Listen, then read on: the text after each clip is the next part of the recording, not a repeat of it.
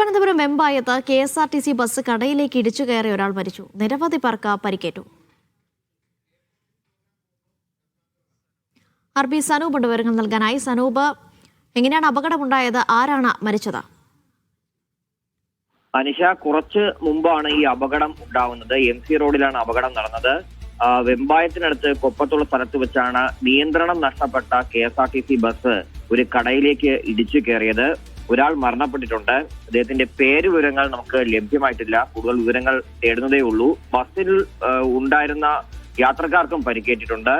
ഇവിടെ ഈ നാട്ടുകാരാണ് ഈ പരിക്കേറ്റവരെ സ്വകാര്യ ആശുപത്രിയിലൊക്കെ തന്നെ മാറ്റിയത്. അവിടെ അതുവഴി കടന്നുപോയ വാഹനങ്ങളൊക്കെ തന്നെ നിർത്തി അതിലേക്ക് ഈ പരിക്കേറ്റവരെ കയറ്റി അയക്കുകയായിരുന്നു. വെഞ്ഞാറമൂട് സ്റ്റേഷൻ പരിധിയാണ്. പോലീസും ഇവിടെ എത്തിയിട്ടുണ്ട്.